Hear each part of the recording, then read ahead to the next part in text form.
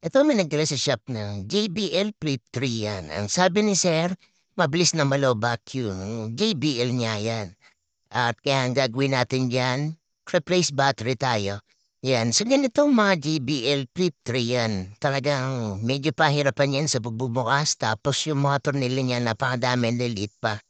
Meron tayong nagawa na JBL Flip 3. Yan, nag-bloated yung battery niya kaya talaga hindi natin matanggal yan. Kaya ito, natin nyo naman, compare natin yung battery nito dun sa ipapalit natin na battery yan. Mapansin nyo, physical appearance, talagang bloated na yung battery. Mas mataba na siya compared dito sa replacement natin ng battery.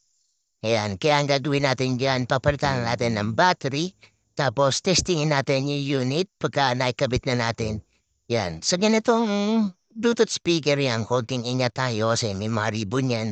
Tapos yung mga clip, kagaya nito, medyo matagal na yung Bluetooth speaker na sir, kaya yung mga tornilyo niya, yan medyo mahirap nang tanggalin. Tapos yung mga case niya, yan talagang konting galaw lang, nagkakarak na kaya konting ingat lang talaga.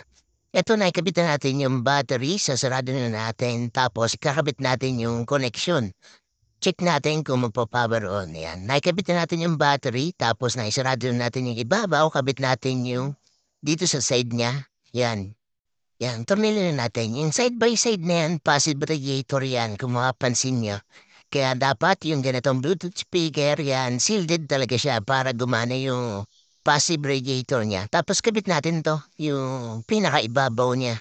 Yan, may napalitan tayong Bluetooth speaker, yung ganito niya ni Sir, yan, talagang nadudurog na sa katagalan. Ito, medyo okay pa. Yan, dandahanin lang natin at ikabit natin yung mga tornilyo. Sa mga magtatanong ng location ng shop, Tangos, Baliwag, Bulacan, kung ipipin niyo o Sib Tangos, Baliwag, Bulacan. Kapag nasa Osib ka natin, glass tapat, makikita mo na yung shop natin dyan, JM Repair Shop. Yan. Sa ngayon, medyo marami tayong ginagawa. Nagre-renovate tayo ng shop. Kaya nag-aayos tayo dahil medyo marami tayong tambak. Yan. Sa mga mag-walk-in yan, mag-PM lang para may schedule natin dahil sa shop, medyo marami tayong ginagawa. Yan. At ito, ikakabit na natin yung pinaka-cover niya. At all in all, okay na dahil nakikabit na natin yung battery, yung mga tornilyo.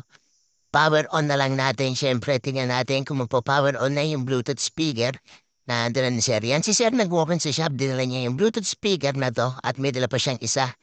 Ito muna yung inuna natin na palitan ng battery. At yan, ikabit na natin, tapos tignan natin kung talagang successful yung ginawa natin pagpapalit ng battery dito sa JBL Flip 3. Yan, sa mga inquiries, PM lang po at masasagot natin lahat ng katanungan nyo. Yan, medyo marami nag-PM kaya talaga nag-reply tayo unti-unti. Yan. Power on natin at nakita niyo naman ang power on. Yan, kumana na yung indicator, battery indicator niya, milaw lahat. At okay na to, tetestingin na lang natin to kung gaano katagal malobat. After malobat, tsaka natin i-charge. Yan, ito yung battery niya, nakita niyo naman.